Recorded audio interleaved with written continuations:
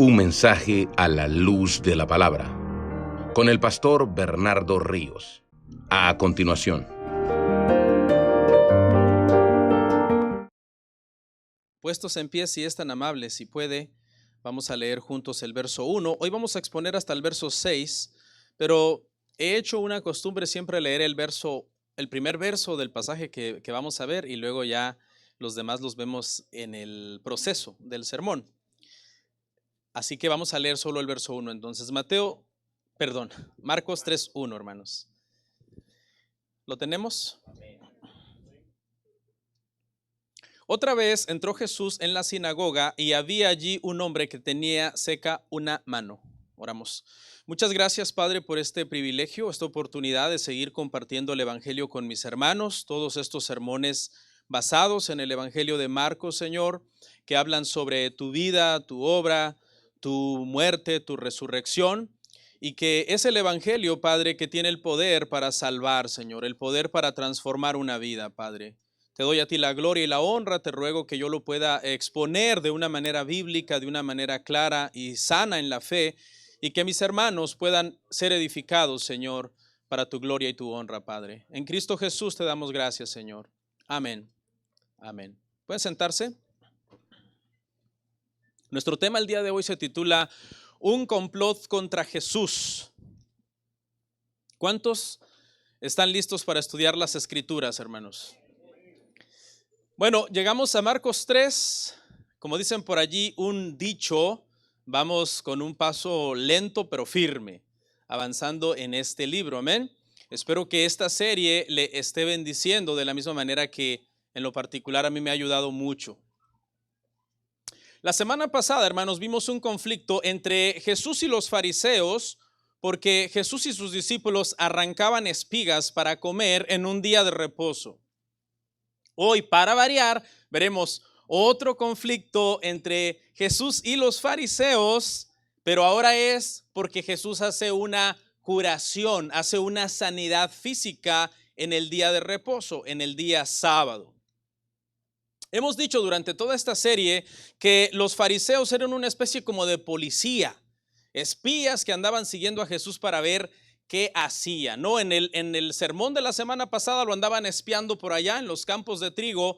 El día de hoy vamos a ver cómo dentro de la misma sinagoga lo están acechando como si fueran unas fieras prácticamente de presa que lo quieren devorar.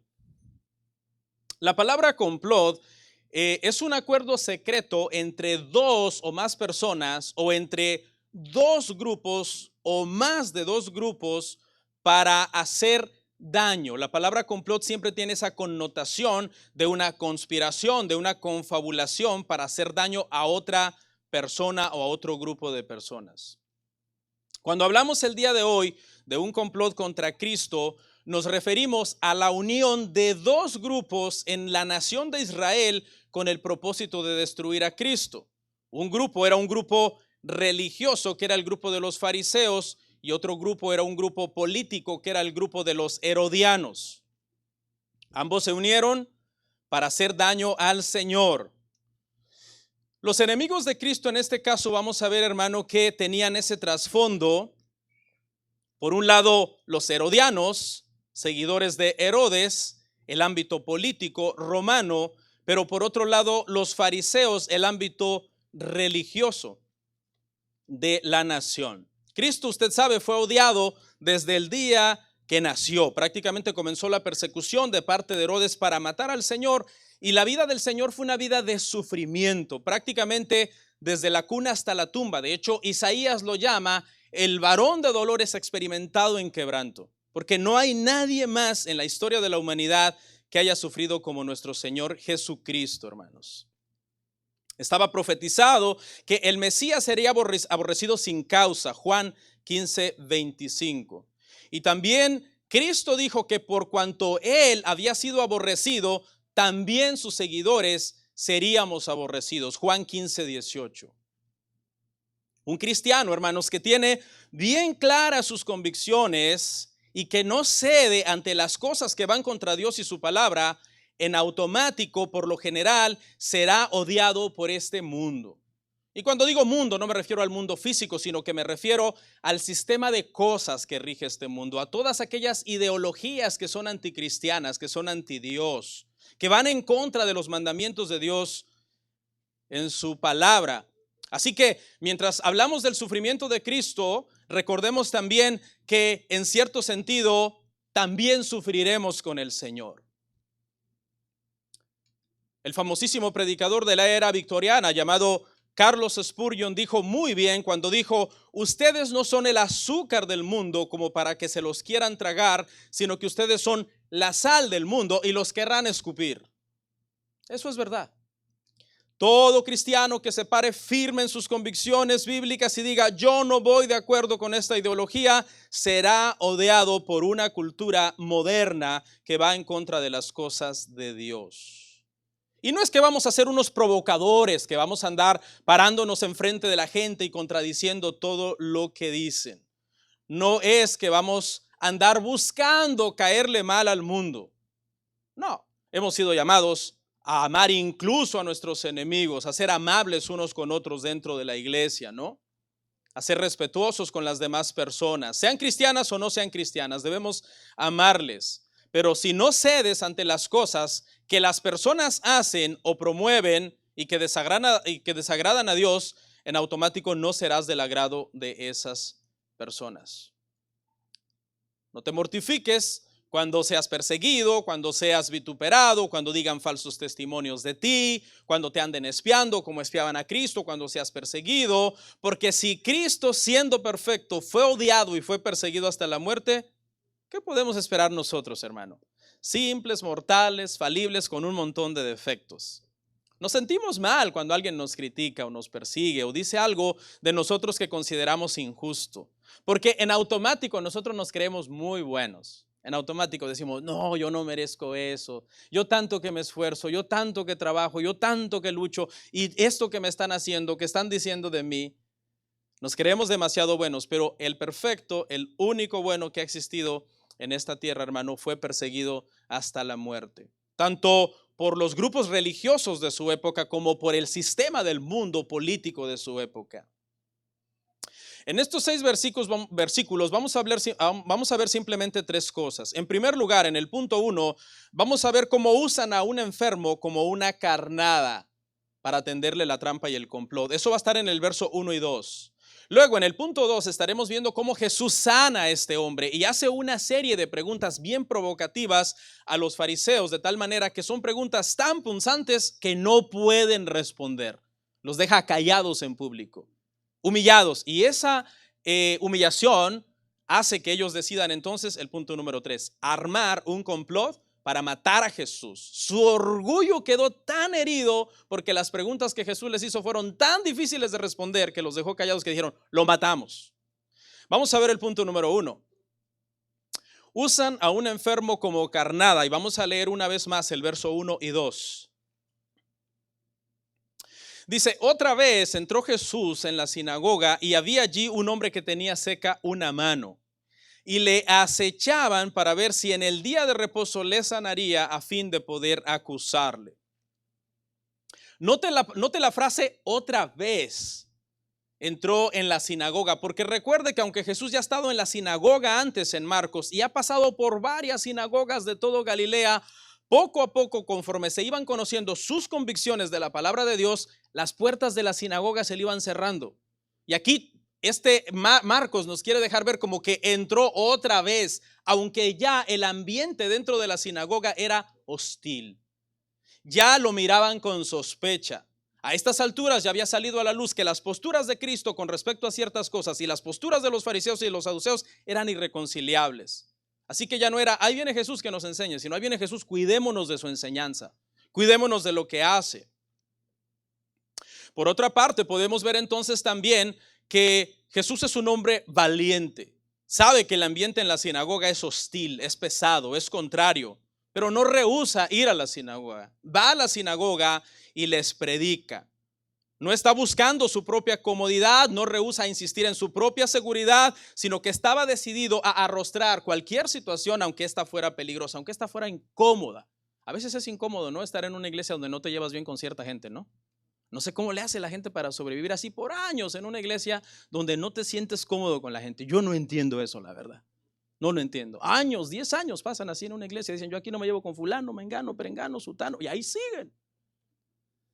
Bueno, más o menos era algo así que se sentía en la sinagoga cuando Jesús entraba, ¿no? Jesús entraba y decía, uy, están los fariseos. Ahí está todo el Sanedrín en primera fila, porque utilizaban las primeras sillas en las sinagogas.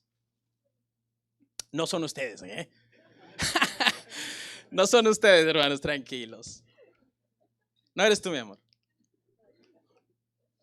En la sinagoga, hermanos, está una delegación. En todas las sinagogas había una delegación mandada por el Sanedrín, cuyo propósito era detectar a los falsos profetas.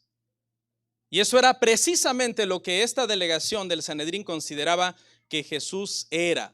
Ese día no fueron los fariseos a ver qué bendecido iba a estar el culto, qué buena iba a estar la palabra de Dios. Fueron a acechar como unas hienas salvajes a Jesús para ver Jesús qué error cometía para poderle acusar y poderlo eliminar. En el pasaje paralelo de Lucas capítulo 6, versículo 6, nos aclara lo que Jesús está haciendo en la sinagoga, porque Marcos no nos lo dice, pero Lucas nos dice que está enseñando. Y ya sabemos por el contexto de todos los evangelios que está enseñando que el evangelio del reino, que consiste en dos cosas, el mensaje de fe, creer en el evangelio, y el mensaje de arrepiéntete de tus pecados. Jesús está enseñando y les está dando una cátedra porque nadie enseñaba con la autoridad que Jesús enseñaba. Por cierto, era otra razón por la que los escribas lo odiaban, porque dice que la gente lo oía enseñar y decían, wow, él sí enseña con autoridad y no como los escribas. Ahí estamos en el verso 1 y 2. Y había allí un hombre que tenía la mano seca. En la reunión ese día en la sinagoga estaba un hombre con una mano marchita. No sé si usted alguna vez ha mirado a una persona que padece un mal así, ¿no? Lo decimos con mucha sensibilidad, obviamente, que alguno de los miembros se marchita, se seca. Puede ser una mano, incluso a veces puede ser solo un dedo. Pero este hombre tiene toda la mano completamente marchita. Lucas, que es médico y que los médicos tienen cuidado de hacer un diagnóstico más exacto de una enfermedad, nos aclara lo que Marcos no nos aclara. Lucas nos aclara que es la mano derecha. Veámoslo en Lucas 6:6. Aconteció también en otro día de reposo que él entró en la sinagoga y enseñaba, ¿verdad? Lo que yo les dije, ¿qué estaba haciendo? Estaba enseñando. Y estaba allí un hombre que tenía seca la mano derecha. No creo que la aclaración de Lucas de que era la mano derecha haya sido por solamente decirlo, sino que tiene un sentido y tiene un propósito. Y es que por lo general casi todas las personas somos diestras, por lo general, ¿no? Hay pocos zurdos. De hecho, en la Edad Media se pensaba que estaban endemoniados y se les amarraba la mano para que pudieran hacer las cosas con la mano derecha, ¿no? Porque entendían que en la Biblia lo que era diestro era benigno y lo que era siniestro era maligno o zurdo. Así que Lucas, el médico, dice, era la mano derecha.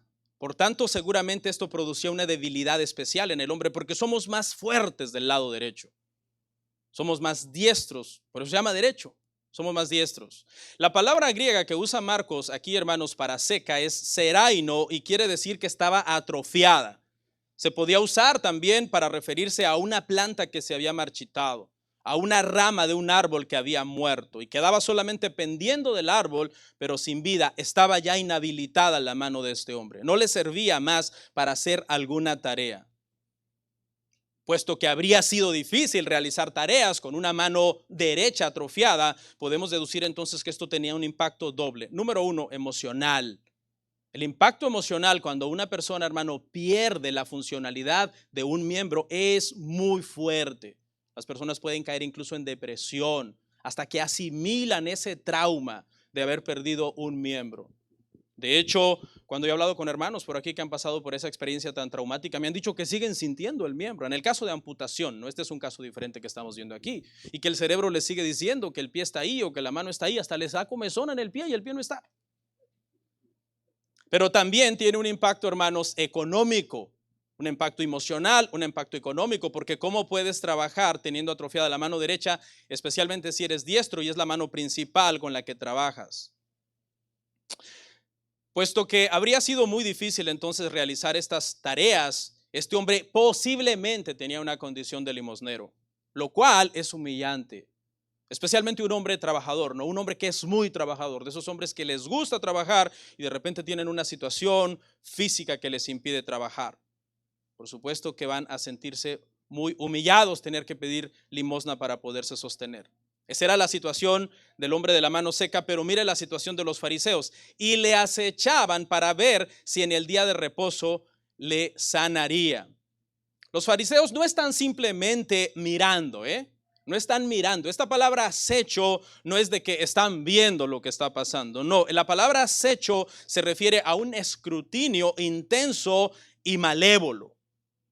¿Okay? Como cuando usted ha visto un programa de esos de animales y entonces una leona está por ahí detrás de un arbusto porque está viendo que viene una manada de gacelas y las comienza a acechar, se las quiere comer, las quiere devorar. Este es el sentido de la mirada. Si pudiéramos imaginarnos en nuestra mente, la cara de los fariseos sería una mirada malévola y un gesto malévolo en su rostro. Un erudito dice, a mí me parece que tiene sentido, que posiblemente este hombre enfermo fue puesto intencionalmente a la vista de Jesús. Algo así como una especie de cebo para ver si picaba y Jesús lo sanaba. Esto es muy plausible que haya sido una especie de trampa. ¿Por qué? Porque sanar a una persona en esta condición en un sábado era considerado por los fariseos y la ley rabínica transgresión de la ley. Y estaban esperando a que Jesús transgrediera esa ley para poderle acusar. A lo largo de la historia, la ley rabínica había desarrollado varias reglas extras. ¿Se acuerda que hablamos la semana pasada que debió usted tener en mente mucho este tema de los cercos que ellos pusieron alrededor de la ley de Dios con leyes humanas para cubrir la ley de Dios, pero que eso implicaba crear una nueva ley? ¿Se acuerda de eso? Le dije, mantenga este principio en mente porque lo vamos a ver mucho en Marcos. Y eso es lo que está pasando aquí. Ellos saben que hay una serie de leyes rabínicas que han puesto alrededor del mandamiento del sábado sobre cosas en cuestiones de salud o en cuestiones de medicina que sí se pueden hacer y otras que no se pueden hacer. Y ahora están observando a ver si Jesús sana al hombre, porque entonces le estarían diciendo, estás trabajando y por tanto eres un blasfemo de la ley. Lo que más se le permitía hacer, hermano, a los médicos con los enfermos en el día de reposo era mantener a la persona viva o conservar el estado, la condición en el que estaba en ese momento. ¿Ok? Atención más urgente se podía dar solamente en caso de que hubiera peligro inminente de muerte. Algunas de las cosas que le voy a mencionar son cosas de la tradición o de la ley rabínica. Por ejemplo, se consideraba que tratar dolencias leves como resfriados, molestias estomacales o inflamaciones era una forma de trabajo, por tanto era una violación del sábado. El ejemplo clásico en la tradición rabínica era que no podías untar ungüento. Untar era considerado trabajo, era considerado como estar alisando tierra y por tanto era un trabajo. Así que si en sábado tu hijo se levantaba con un tremendo dolor de estómago y tú tenías por ahí un ungüento que sabías que le iba a quitar el dolor, no podías aplicarle el ungüento. ¿Por qué? Porque untar un ungüento era considerado trabajo. Otra cosa, el uso de todo medicamento estaba prohibido. Tomar o preparar medicamentos, especialmente si implicaba moler o hacer una poción de hierbas que tú tuvieras que moler para preparar la pócima. Eso era considerado un trabajo agrícola y por lo tanto estaba prohibido. Las intervenciones médicas o quirúrgicas estaban prohibidas, aunque no existían en el sentido que existen hoy, solamente existían en una forma muy rudimentaria, ¿verdad? Ciertas cirugías ya existían desde los tiempos de los egipcios, antes de Moisés, como hacer una incisión, por ejemplo, en un absceso para poder liberar la grasa o lo que estuviera ahí causando dolor. Todo tipo de incisión o cirugía de ese tipo estaba también prohibida ese día, hermano. La aplicación de vendajes estaba prohibida también.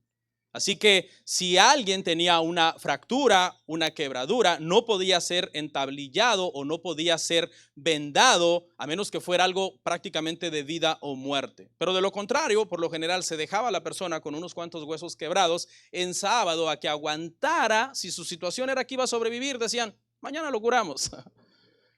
Me acuerdo cuando era niño, una vez me caí y me zafé esta mano, hermano. ¿Cómo duele? ¿Se imagina? Qué bueno que no nací en el siglo I con los fariseos, porque me dejan ahí todo el día dolorido. Algunos instrumentos médicos eran considerados objetos que no se podían manipular en sábado, porque decían, si este es un instrumento que el médico usa para trabajar, es una herramienta. Y si es una herramienta y es usado, se estaría trabajando en sábado. Es decir, que en general, como mucho se podía procurar que el enfermo o herido no se pusiera peor, pero no que se pusiera mejor.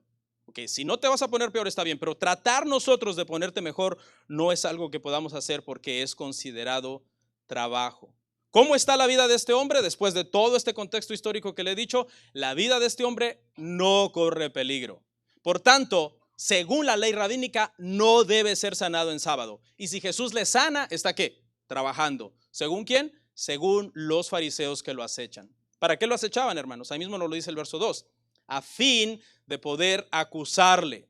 Esto es tan irónico, porque por fuera pretendían proteger el día de reposo con un montón de reglas humanas para que no fuera quebrantado, pero ¿qué cree que estaban deseando por dentro?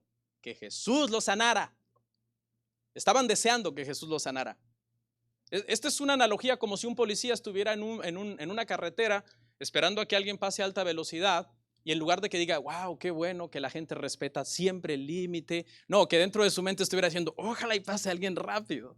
Es que yo quiero corretearlo, quiero alcanzarlo. Más o menos esa era la intención de los fariseos. Sí, querían proteger el sábado, pero por otro lado, como odiaban a Jesús, le acechaban y decían, ojalá y lo sane para poder acusarle. ¿Entiende la dimensión del asunto? Era prácticamente ya un odio personal en contra del Señor Jesucristo. Hemos venido viendo todo Marcos desde el capítulo 1, verso 1, por qué este odio ha ido incrementando contra Jesús. Esto es irónico entonces. Los protectores del sábado, externamente, internamente, quieren que lo quebrante. Les importaba muy poco el bienestar físico del discapacitado. Fíjese, la intención de acusar. En ningún momento están diciendo, si lo sana va a ser bueno, ¿verdad? No. Otra cosa, el poder de Cristo no les importa tampoco. Ellos dicen, lo puede sanar. Vamos a esperar a ver si lo sana. Y el poder de Cristo y ese milagro no nos importa tampoco. ¿Qué queremos? Que lo sane, no nos importa que eso sea bueno para él, que lo sane, no nos importa que eso sea un despliegue extraordinario del poder de Cristo. Lo que queremos es poder acusarle. ¿Sí ve la dureza del corazón de estos hombres? Un corazón duro contra el Señor. Y así entonces llegamos a la parte 2 o punto 2, que es cuando Jesús restaura la mano de este hombre. Y para eso vamos a leer Marcos capítulo 3, verso 4 al 5. Entonces dijo al hombre que tenía la mano seca, levántate y ponte en medio. Y les dijo, ¿es lícito en los días de reposo hacer bien o hacer mal? ¿Salvar la vida o quitarla? Pero ellos callaban. Entonces, mirándolos alrededor con enojo, entristecido por la dureza de sus corazones, dijo al hombre, extiende tu mano, y él la extendió. Y note esa parte. Y la mano le fue restaurada sana. Jesús termina su enseñanza, mira al hombre que tiene la mano seca, lo manda a levantarse en medio de la congregación, pero levantarse no es suficiente, así que lo pone en una parte donde todos lo puedan ver. Lo pone, dice Marcos, en medio. Es muy posible que aquí hayan dos razones por qué ponerlo en medio, por qué hacer en este momento público y evidente para todos el milagro. El primero es quizás llamar a la congregación, a la sinagoga, a la compasión.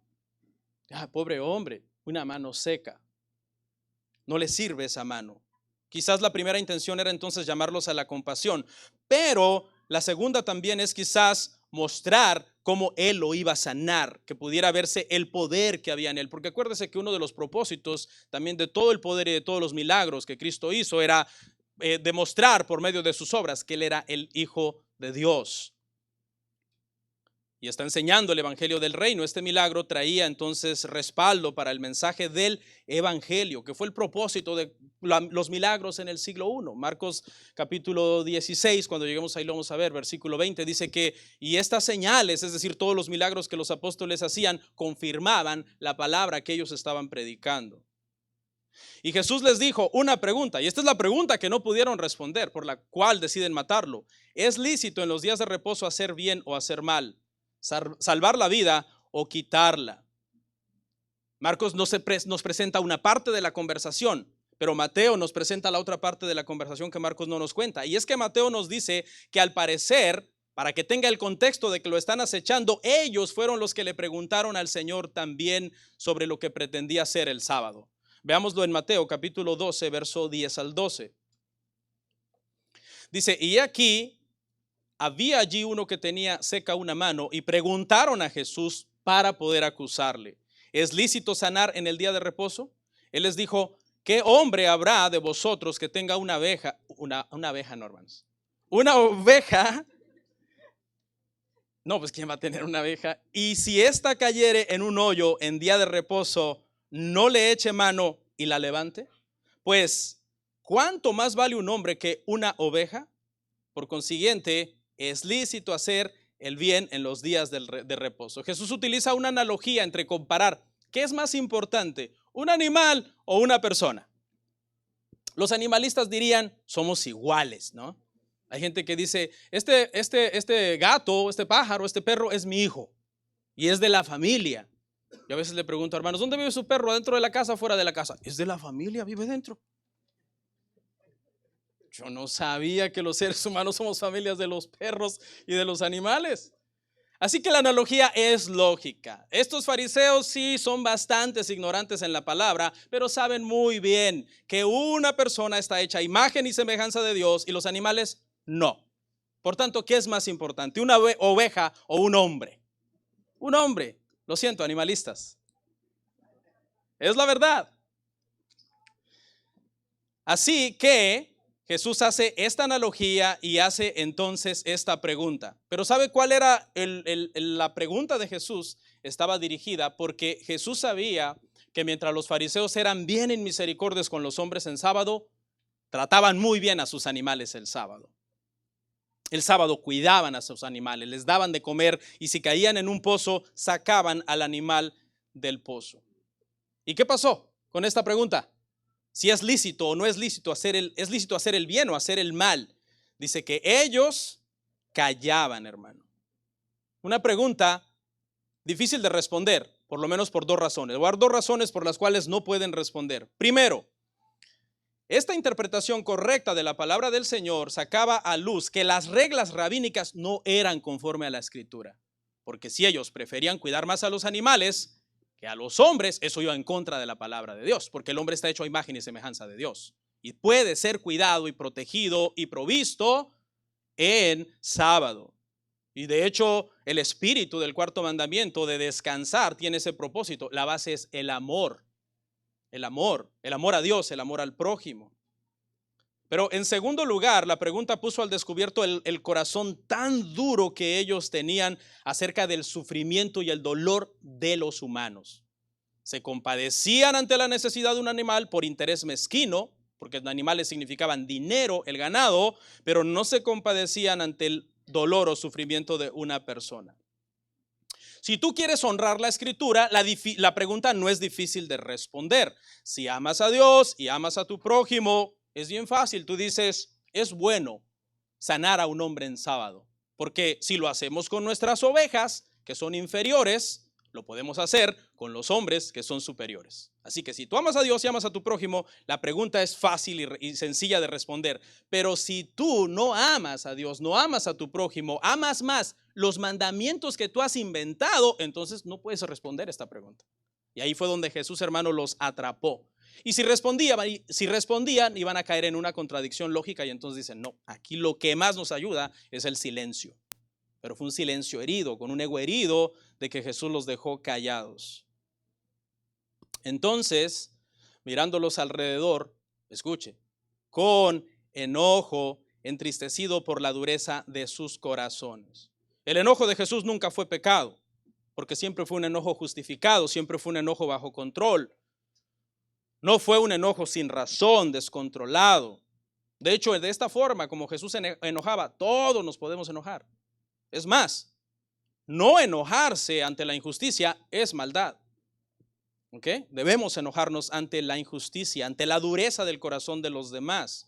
Imagínense la mirada potente de Cristo. Mire lo que dice. Dice que mirándolos alrededor, se tomó el tiempo Jesús como de hacer un paneo por toda la congregación y de mirar a todos los que estaban en ese lugar. Imagínense el rostro de Cristo en este momento, hermano. Si yo hubiera sido un fariseo, lo primero que hubiera hecho, ahí viene, me agacho. Porque ¿cómo puedes mirar a la cara a alguien que te ha dejado callado y que con la misma palabra te ha confrontado y te ha hecho ver un error? Los enojos de Jesús no se encuentran con ojos tristes, llorosos, reconociendo su error, humillados o arrepentidos. No, se encuentra con cerviz endurecidas y miradas desafiantes, llenas de amargura y cinismo. Están enojados estos hombres, su corazón está endurecido. ¿Y qué cree? Pues como Cristo ve su rostro, pero también Cristo ve ¿qué? Su corazón. ¿Qué vio en su corazón? Dureza. Vio la dureza de su corazón en ellos. Y esa dureza al Señor le causa entonces la tristeza que describe ahí. Dice que los mira con enojo y los mira entristecidos por la dureza del corazón que estos hombres tenían, porque amaban más sus leyes inventadas que a Dios, que a su prójimo y que la ley de Dios que mandaba hacer el bien los sábados, especialmente a los seres humanos. Entonces, en la última parte, dijo al hombre: extiende tu mano. Y él extendió y la mano le fue restaurada sana. Sana. Qué poder, ¿no? El poder del Señor. Imagínense todas esas arterias, todos esos tendones, todos esos huesos atrofiados. ¿Alguna vez usted ha padecido dolor de mano? No sé si ha oído de eso, dolor de mano. Uy, la mano duele bastante, hermano. Yo padezco un poco de dolor de mano en esta. Y que uno siente como que las articulaciones se van haciendo duras, como que hay ciertas cositas que ya no puedes hacer. Es duro un dolor de mano, hermano. Pues ¿de qué cree? Adiós artritis, hermano, adiós osteoporosis, adiós cualquier mal de esa mano fue quitado, fue erradicado y ahora esta mano, hermano, está completamente restaurada, sanada. Es un milagro extraordinario efectuado por nuestro Señor Jesucristo. A los fariseos los mira con enojo por la dureza de su corazón, pero al hombre lo trata con compasión y lo sana. El hombre fue sanado inmediatamente, de forma milagrosa, de manera sobrenatural.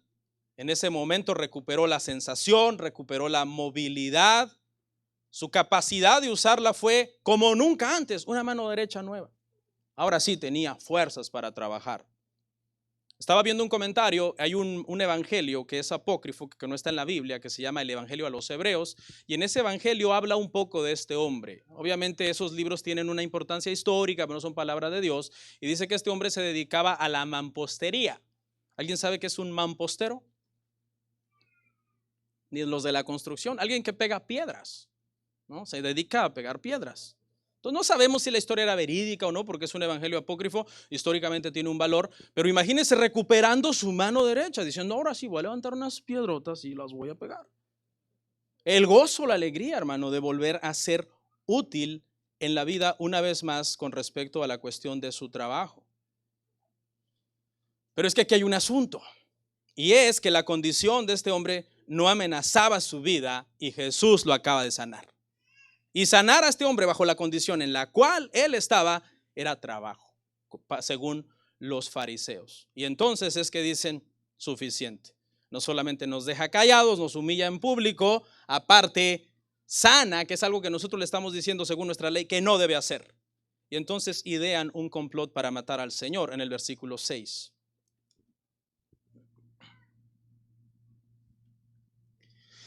Dice el 6, Marcos 3:6.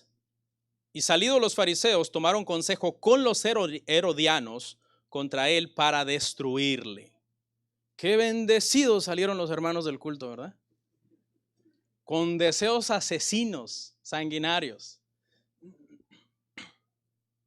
Salen y lo primero que dicen es, vamos a matar a Jesús. Pregunta, ¿en qué día de la semana están planeando matar a Jesús? Sábado. Para que vea la hipocresía, hermano. Jesús sana a un hombre y es misericordioso, y ellos lo quieren matar en sábado por ser misericordioso. La misericordia que Jesús mostró hacia ese hombre en la sinagoga aparece entonces en un marcado contraste con el odio que ellos le tienen a él, al punto de querer destruirle y empezar a hacer ese complot en un sábado. No están impresionados por la sanidad del hombre. No están felices por la sanidad del hombre, ni les ha importado que el hombre ha recuperado su salud. No, tampoco están impresionados por el poder de Cristo. Yo ahí me hubiera quedado con la boca abierta, ¿no? Viendo ese milagro, impresionado, pero ¿cómo? ¿Cómo lo hiciste? ¿Quién eres? ¿Por qué tienes el poder de hacer estas cosas? No, ellos, hermano, están furiosos, están heridos en su ego por haber sido desafiados en público y salen de la iglesia con el deseo de buscar venganza. ¿Por qué? Por no poder refutar los argumentos de Jesús. Están decididos, fíjese, hasta dónde, hacer lo que sea. Aquí ya no hay ninguna ética, ninguna moral, ninguna convicción religiosa. Aquí dicen, vamos a comprometer lo que sea con tal de eliminar al Señor. Y en este afán se hacen aliados con personas a los que ellos consideraban despreciables. Para los fariseos, los herodianos eran gente despreciable e inmunda, ritualmente impura. ¿Por qué? Porque ¿quiénes eran los herodianos? Eran aliados de Herodes. Herodes trabajaba para Roma y por tanto todo lo que tuviera que ver con Roma, los fariseos lo despreciaban en Israel en el siglo I. Se unen entonces con sus archienemigos. Ambos tienen un enemigo en común. Ellos dicen, tú y yo no nos llevamos, pero ambos odiamos a Cristo. Entonces unámonos aunque no nos queremos para poderle dar muerte a Cristo. Eso pasa también en la iglesia a veces, hermano. Hay gente que dice, tú eres mi amigo, por tanto tus enemigos son mis enemigos también. ¿Qué si esa señora ni le han hecho nada? Nada más un puro chisme. Estos dos grupos, hermanos, encontraron un enemigo en común. ¿En quién? En Cristo. Los fariseos odiaban a Cristo porque abiertamente desafiaba su hipocresía. Los herodianos, hermano, odiaban a Cristo porque Jesús y su popularidad era una amenaza para el pueblo. Siempre que se levantaba alguien como Jesús y comenzaba a predicar y la gente comenzaba a decir posiblemente este es el Mesías, ¿qué tenían miedo de Roma? Que Roma viniera y destruyera Jerusalén. Porque siempre se tomaba como si alguien, otro rey se está levantando, era una amenaza para el imperio. Entonces también los herodianos por esta razón odian a Jesús. En consecuencia, ambos grupos lo rechazan y ambos grupos están dispuestos a hacer una tregua entre ellos en su odio que se tienen, con tal de dirigir ese odio ahora, enfocarlo en Cristo y poderle dar muerte. Los fariseos solamente están usando a los herodianos. No crea que los fariseos son buenos, ¿eh? ¿Por qué buscan a los herodianos? Porque los herodianos tienen la influencia y el poder político para destruir a Jesús. Ellos no pueden. Había una ley romana que a los fariseos, a los judíos, les prohibía dar muerte a una persona. Ellos dicen, ¿cómo hacemos? ¿Cómo podemos destruir a Jesús? Y empezaron a echarle mente. Bueno, los que tienen el poder de poder condenarlo a muerte a este hombre son los herodianos. Pero es que no nos llevamos con él. Pero ahorita no importa. Ahorita lo que importa es deshacernos de Jesús. Y se unen entonces, hermano, con esta gente. Como dijimos la semana pasada, hermanos, el problema no estaba en el día de reposo en sí. Dios lo había establecido como un día de adoración para descanso de nuestra alma y como un día de descanso físico para beneficio de nuestro cuerpo. Pero en el paso de los siglos, los rabinos habían inventado todo tipo de leyes extrañas, hermano, con respecto al día sábado. Y hasta el día de hoy hay reglas absurdas con respecto al mandamiento, no encenderéis fuego en el sábado. Hay unas reglas tan absurdas, muchos judíos ortodoxos entienden que encender fuego es meter la llave en el carro y cuando las bujías producen una chispa, eso es fuego. Entonces, no podemos ir a la sinagoga en sábado en carro, tenemos que ir caminando. Pero para eso hay que vivir cerca, porque también hay una ley que se llama la milla del sábado. No podemos caminar más de cierta cantidad de pasos el sábado. O sea, un montón de leyes que la Biblia no dice nada de eso, como por ejemplo, dicen también quitar el foco del refrigerador el viernes en la tarde para que el sábado, cuando abran la puerta, el foco no se prenda, porque eso también es electricidad y eso también sería a estar haciendo fuego. Así que un día antes, el viernes, aflojan el foco para que el sábado, cuando abran la refri, el foco no se prenda y no estén violando Éxodo. Y Éxodo no dice nada de eso. Ese no es el contexto del pasaje. Pero en conclusión, hermanos, todo esto saca a luz que el sistema religioso de los fariseos era falso.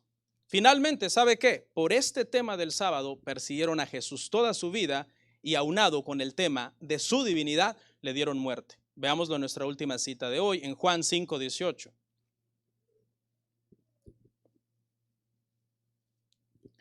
Dice, por esto los judíos aún más procuraban matarle, porque no solo quebrantaba el día de reposo, según ellos, sino que también decía que Dios era su propio Padre, haciéndose igual a Dios. El tema del sábado, hermano, fue una persecución constante en el ministerio de Cristo, al punto que fue una de las razones principales por las que le dieron muerte al Señor. Esta conducta, hermano, externa y santurrona de parte de los fariseos alcanzaba su punto máximo el sábado. El sábado era su ídolo para ellos y Jesús, según ellos, estaba transgrediendo las reglas que ellos habían puesto, por tanto, agrediendo su ídolo, agrediendo su religión. ¿Seremos perseguidos en este mundo? Sí. ¿Por qué? Porque Cristo fue perseguido. Dijo Cristo, si del árbol seco han hecho esto, ¿qué no harán si del árbol verde han esto, ¿qué no harán del árbol seco? ¿Qué nos espera a nosotros en este mundo? Igual, persecución, quizás no exactamente por las mismas cosas del contexto que vimos el día de hoy, del tema del sábado, aunque sí, a veces también te pueden perseguir por eso, pero la persecución ideológica de este mundo, etcétera, no nos sorprendamos del fuego de prueba que nos sobreviene en este mundo, hermano, porque vivimos en un mundo difícil. Él dijo, no se sorprendan porque si ustedes son aborrecidos es por una razón, es porque yo fui aborrecido en primer lugar. Vamos a orar, hermanos.